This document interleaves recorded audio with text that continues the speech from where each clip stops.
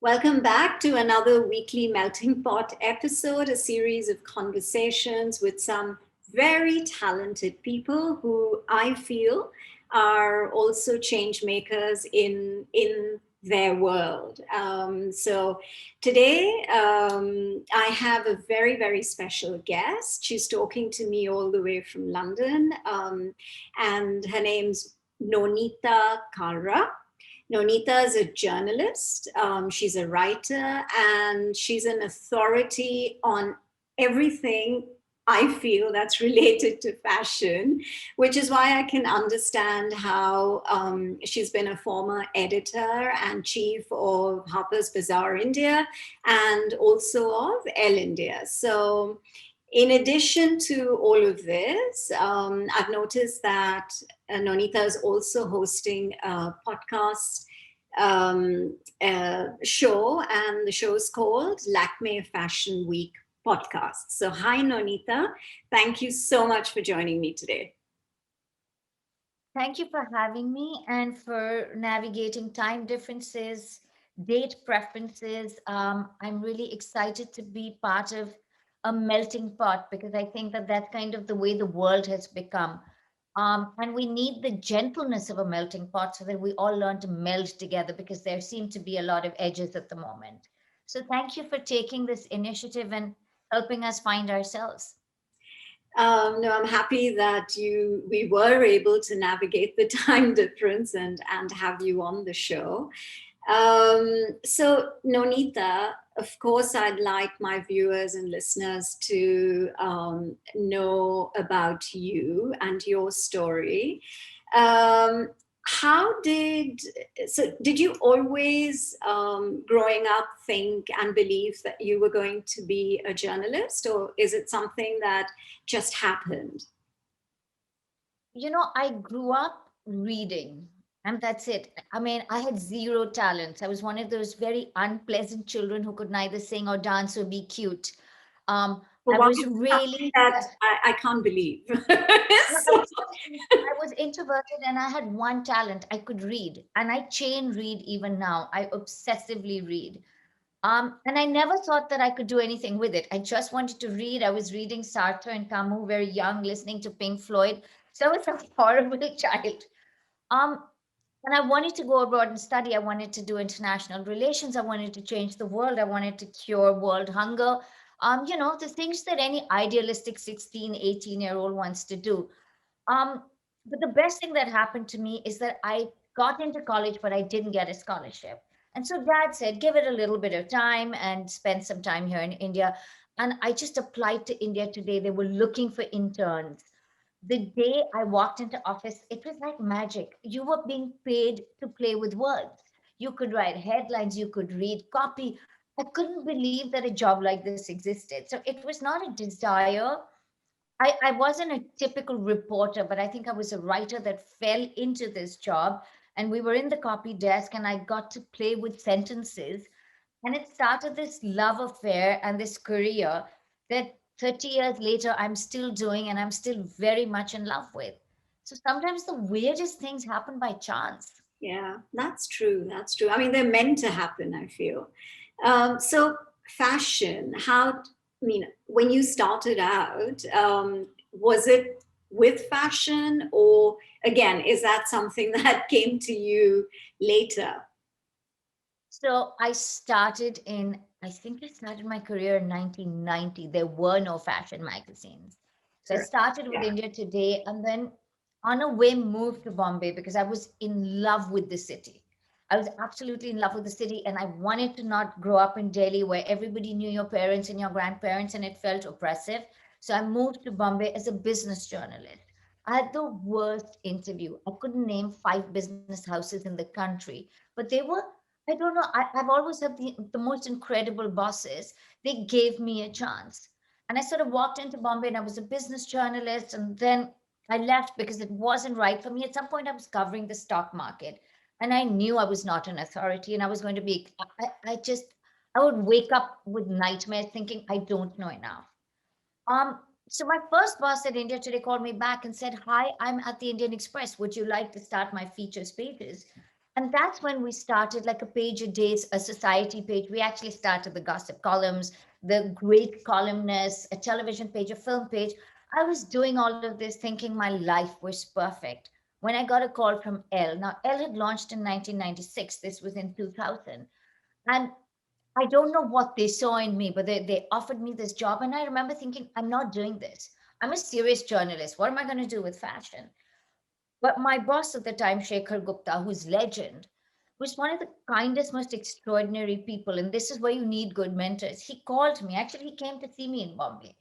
And he said, you have to take this job. He said, nobody makes you an editor of an international publication at 31. He said, you have to do this. And I started crying. I'm like, do you want me to leave? I love working with you. He told me, he said, go and make me proud. I don't know any other boss who would have done that. So I went and I joined Elle in June 2000. I left at December 2012. I had the most fabulous time. I mean, I worked with the most incredible people. But I think in a weird way, what I did with that job was decide to put the rigor of journalism into fashion. And it was just starting out. So I think that it was a really great opportunity. Interesting. So yeah, I mean, obviously there was something in you which they saw, and which is why they decided to give you this opportunity. And I mean, it's incredible how someone says, "Please go," and you worked with him for so many years, and then he says, "Go and fly." And do something different. I think that's quite amazing. And again, it was, I guess, meant to happen. You were meant to step into this world of fashion, and I mean, the way you've stepped into it and the way you've um, worked towards. You're probably one of the pioneers in bringing fashion to India the way it is today. Do you think that it's evolved, the way people look at fashion today versus when they did possibly in the 90s? So fashion has changed a lot, and I wish I'd been around in the 90s, because yeah, Ensemble started, I think, in 89. There were all these great names, Rohit Khosla, Tarun Talyani. They were doing what we did with the magazine in the 2000s. They were fearless.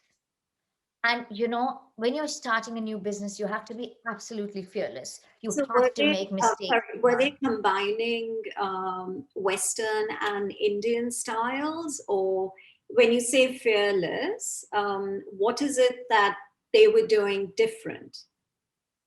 They were finding a modern Indian sensibility. And fusion is a word I really dislike. Mm. All of us are an amalgamation of many influences. But a lot of fashion, and if you look at Japanese fashion, the designers weren't redesigning the kimono. You can't redesign the sari. But say someone like a Tarun Tehliani was working with the drape in different ways. You would see it in a dress, you'd see it in a blouse. And we were finding a sensibility. So in 2000, when I took over the magazine, the most brilliant thing happened. They launched the first fashion week, and you were able to chronicle season and change and demand a conversation from designers that sort of followed the same parameters as it did globally, right? So there would be spring, summer, and fall, winter. And it was a magical time. I mean, you saw people like Manish Arora, Rajesh Pratap Singh. I was sitting at Sabya's first show. And the magic, I remember when we saw his first show, we all went, okay, this is big. He's going to be big. Rahul Mishra's first show. So, at that point, you're starting the business. There's this wonderful fearlessness, and you're making mistakes. So the communication in fashion was different. You showed them how to wear something. You explained it much more. The role of an editor was your cool best friend, right? Who didn't talk down to you, but showed you how to do things. Certainly fashion has evolved now. It's much more sophisticated. I love that there are young, fashion bloggers and influencers who are actually evangelists for fashion. The real girl is also reinterpreting fashion. At one point, fashion very much belonged to a bunch of people who explained it to you. Now it belongs to everybody. what I do, so it's light years ahead. I think that we match anything that happens globally. I'll tell you what I find really interesting though. I think clothes have become more boring. There was a time when people experimented. You know, you had the sensibility, the clean lines of a Rajesh Pratap, the madness of a Manish Arora, the tailored, structured looks of Ashish Soni. You had Pero, you had, a small shop. Now it's much more commercial. And it's interesting. I don't think it's a bad thing. I think that maybe the business is growing up, it's becoming more structured. You have to make money to survive. It's a lesson you're learning. Does it come at the cost of creativity? Maybe. But I think, it's cyclical. You will be creative, then you will be business smart, then you will be creative because you made enough money to fuel the next renaissance. Put it So back it's in. very interesting to watch this. Hmm. Yeah. So, what does fashion mean to you personally? I'm really not trend driven. For me, it's very much about buying a piece I love and wearing it over and over again. So I'm really happy that I have some things that wore when I was 16. My clothes are about 20 years old. So my style is very much the same. Um, so my personal style is very classic, almost boring, lots of rewear, reuse.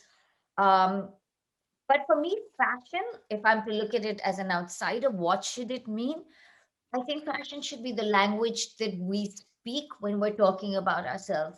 It should be an intersection of politics and economics and larger concerns. So, right now, fashion should be very political because we're going through a pandemic. We're going through a space where we're seeing our personal liberties being attacked. So right now, fashion should be political, and you're seeing it. You're seeing it in the logo T-shirts that come with messages. You're seeing it in the fact that street style has been upcycled. Say the trend of sneakers, it started as street style, but it's been upcycled into luxury. So it's a common conversation that's happening. So for me, fashion is it's very much the visual cinema of our lives and what goes on around us. It's not a really complicated answer, but I spend a lot of time thinking about it. And no, I don't think it's complicated. You're absolutely right that it does. Yes, it's personal as well, and I think it reflects your personality to a certain extent in your choice of not just it's not just clothes. It's everything, right? It's the way you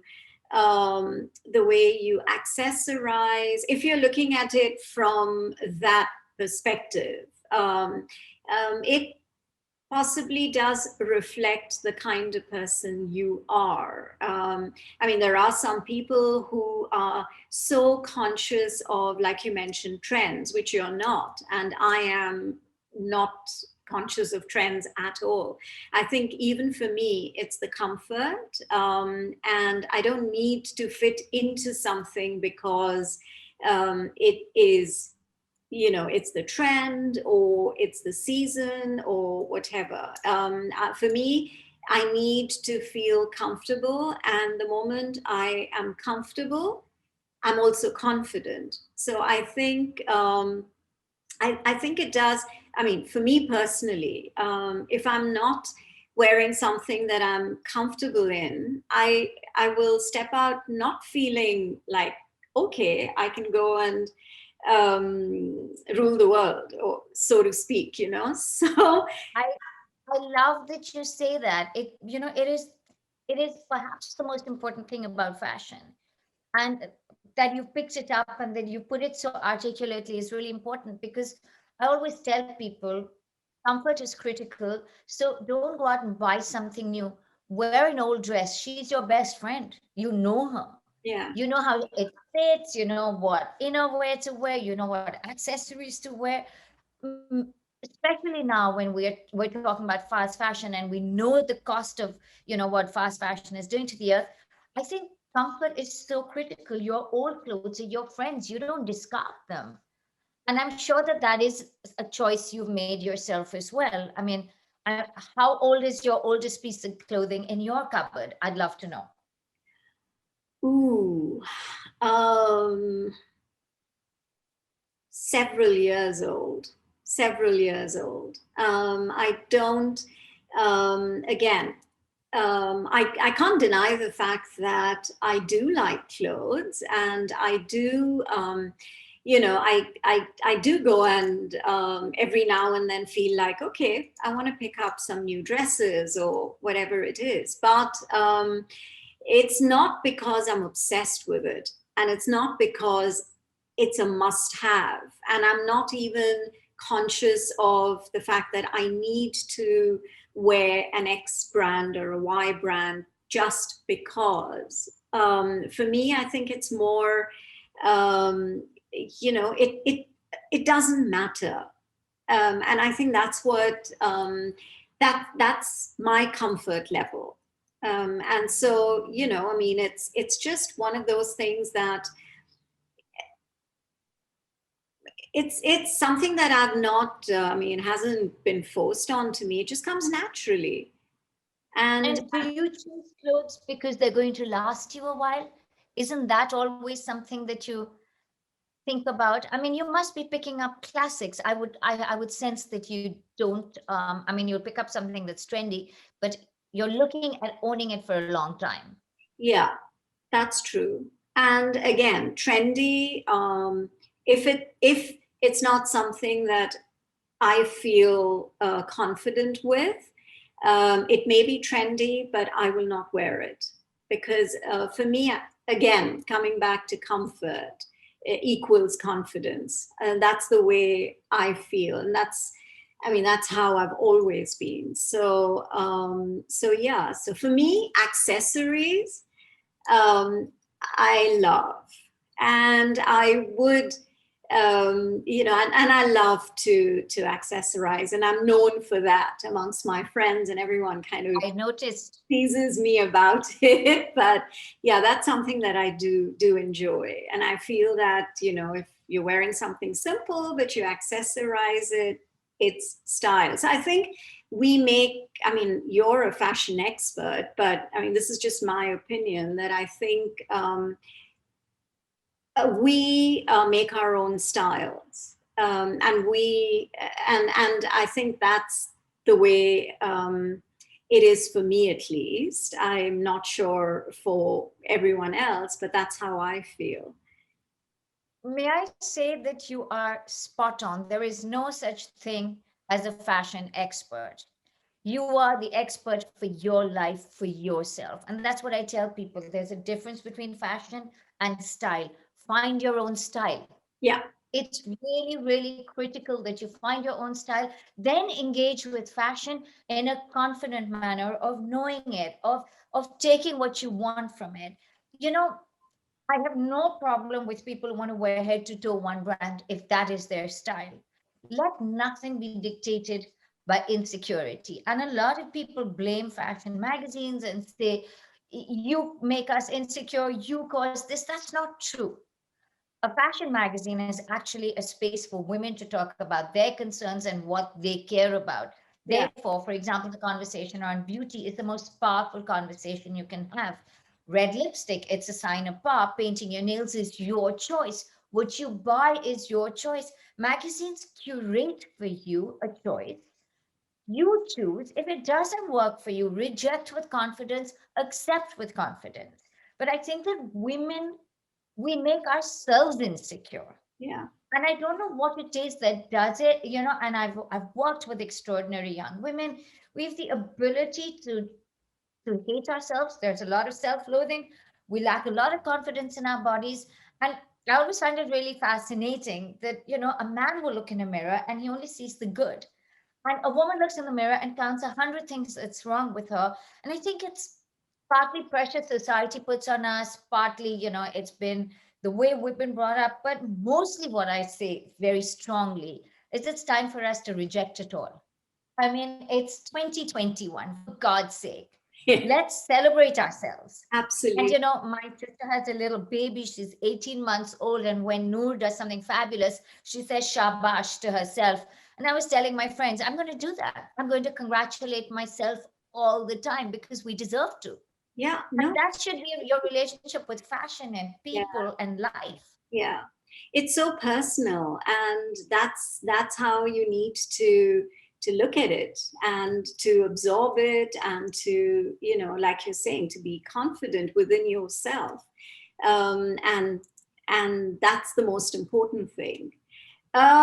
Just wanted to talk to you a little bit about sustainability. And is it now becoming a very big conversation within the fashion industry? It's the only conversation anyone is having, and thank God for it. Because I think it's foolish to pretend climate change doesn't exist. It's foolish to think that, I mean, clothes are the number, fashion is the number two polluter. We know not only is it's causing landfills, it's impacting biodiversity. These are the conversations we've been having. So of course, fashion is concerned. But I think what's more important than the word sustainability is responsible fashion. And we've touched upon it in a sense already. I get that we need to consume to support business, but Yeah, at some level, we have to consider the consumption. We yeah, have to consider this whole model. Fast fashion cannot exist anymore. yeah, And the way fashion needs to exist is through rewear, reuse, recycle, repair. And in India, we already have this system. When I stop wearing something, I pass it on to somebody else. I give it to a young woman who's just started work.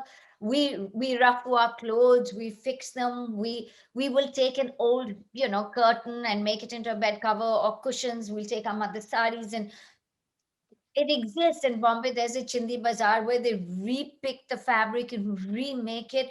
This is what we need to do. And sensible brands are doing it. But at some point, the conversation has to stop pushing consumption.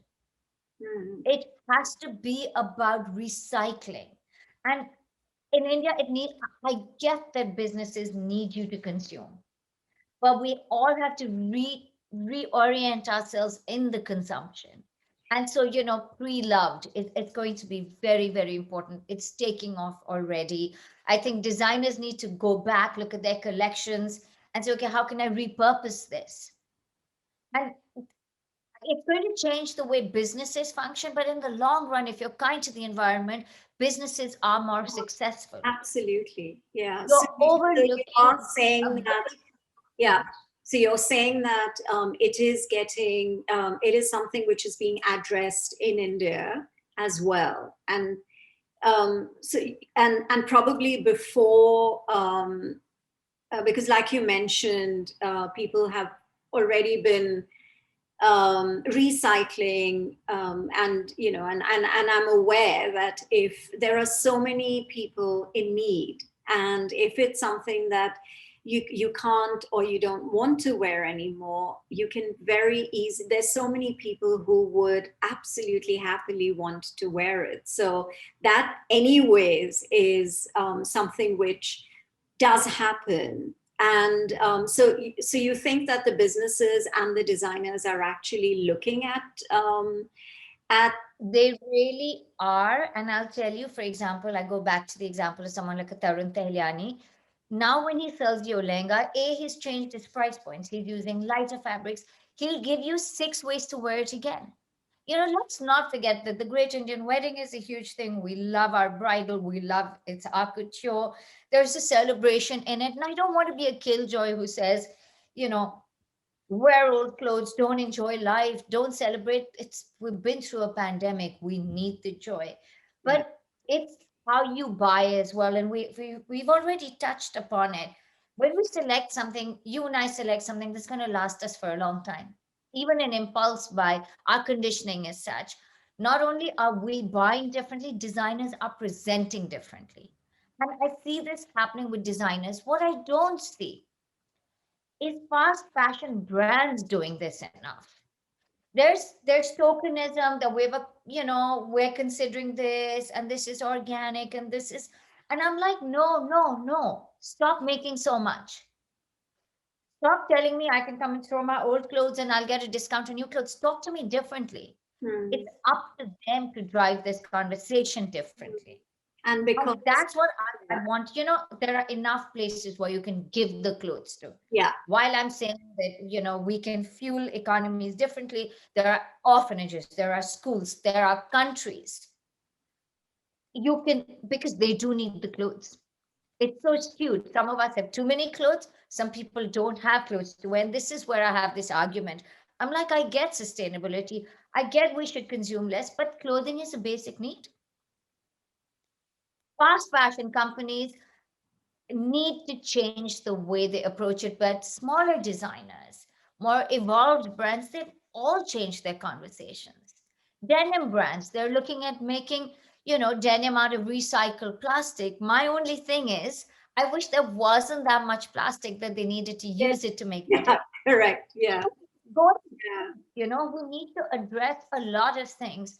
But what I find extraordinary, and I was a judge for the Woolmark Prize, and I think 2017 or 18, and it's a global prize.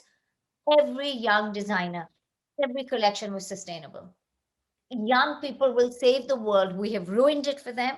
yeah, They are taking it back. They need to save it from us. yeah. And that's why you need a Greta But Thunberg. they You also need young feel, yeah, activists. but I think the young people also feel that we are putting too much responsibility on them because we think that, okay, we've ruined the world. Now you guys take over and you have to, you're in the, you're the ones who are going to help recover. And so they feel a lot of pressure. I mean, I've talked to a lot of I young agree. I people. agree. You know, we've put too much pressure on them. We've screwed it up for them as well. Yeah, And honestly, I mean, so all I tell people, and the one power that you have is that you can send smarter, brighter children out into this world.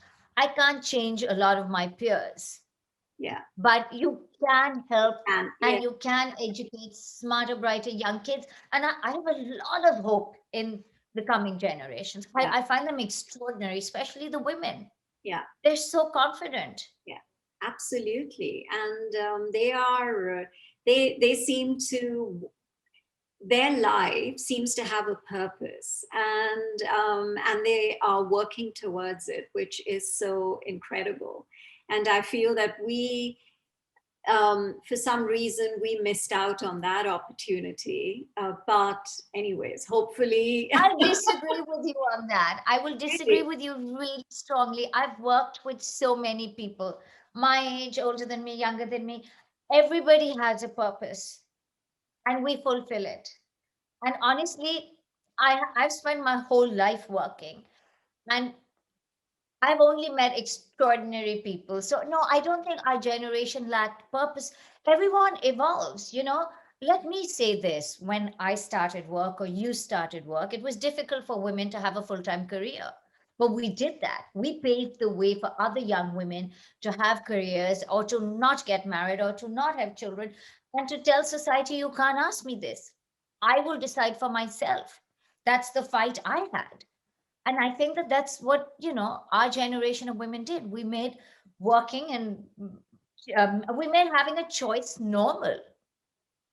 yeah, you do have a point there. Yeah, okay, I take my words back. Congratulate yourself. Celebrate yourself. No, I mean, I've always celebrated myself because I've always gone out there and done exactly what I've wanted to do.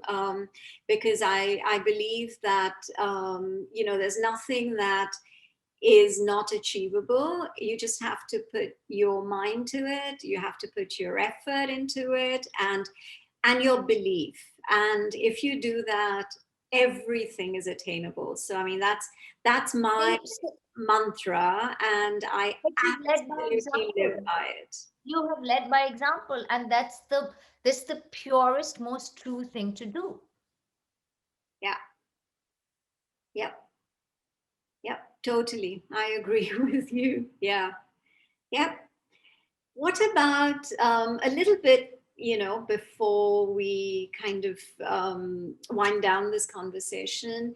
There's a lot of fashion weeks all over the world, and is it something and which have attracted a lot of engagement, but is it something after this pandemic that we're going to see less of, or is it something which will continue but on a different scale? The conversations will be different.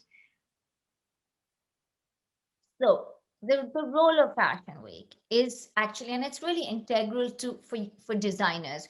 It's a platform for designers of that country to show their work. It's a place not only for buyers to come and to buy from them and place orders. It's a place where a consumer also gets to see their thought process. It's their showcase. It's wonderful. You know what it's done for the Indian fashion industry, the fact that we were able to have our own fashion week with our own designers, the fact that smaller countries have them. It's a great opportunity for local fashion to have its moment to shine. During the pandemic, everything went digital. They did some beautiful films. So you saw a whole new bunch of talent coming out. And what I celebrate in that is a whole new career opportunity for videographers, for people in the digital space, for young people to explore new avenues. For clothes, though, I really, really feel it's important to touch and feel. I think that when we can, it will go back to a part digital because digital allows you to break borders for communication. You can reach so many more people. But equally, I think what we've all missed the most in this pandemic is human contact, touch and feel. Yeah, So that aspect will come. And if clothing has to be treated as valuable, the luxury of touch and feel is critical for you to touch something, buy something special, buy one, not 100, right? yeah, Online, you're buying, you can't tell, you can return, there's no engagement. yeah, But all of this touch and feel, um, I think that intimacy will never become unimportant. But what will happen is that the conversation will multiply through digital. The conversation will be carried forward more democratically by many more people. And I think this global arena will become accessible to more designers because they won't need to all have the same format. What's going to happen is, and I call this the great cultural renaissance, I think we're going to break our normal way of thinking.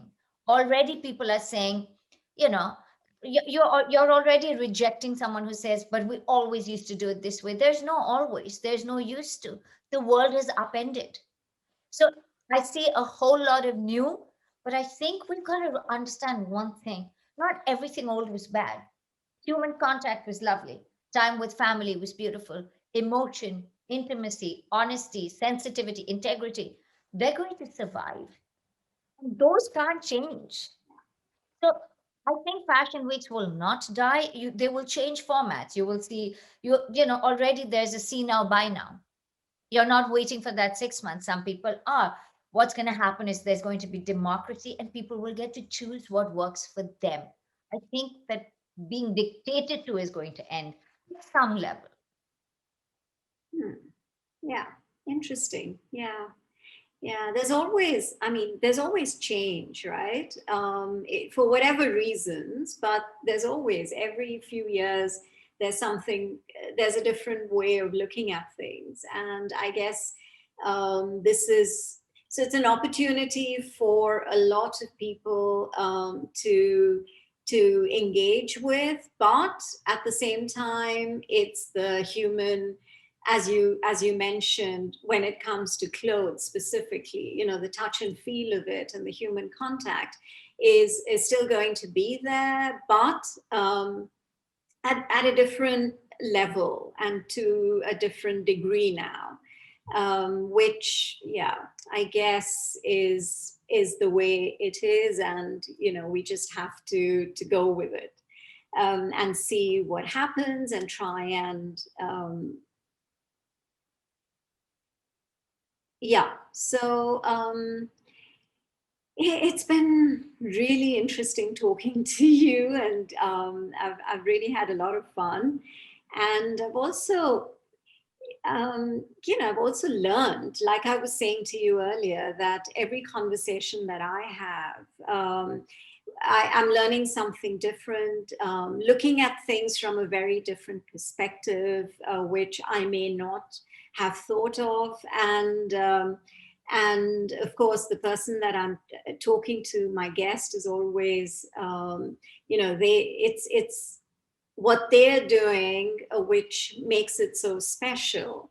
And for me, I'm just providing a platform for them to be able to voice and tell everyone their story. So that's really my role in it. And I've really enjoyed this. So thank you so much, Nonita.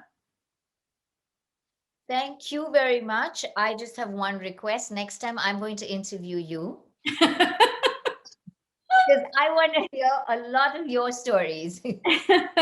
Absolutely, yeah. I mean, let's set a date, and I'd be happy to share with you my little life. You've encompassed a lot, so, and you've achieved a lot. So have I, but on a different level. So yeah, I'd love to talk to you. So We must do this let's soon.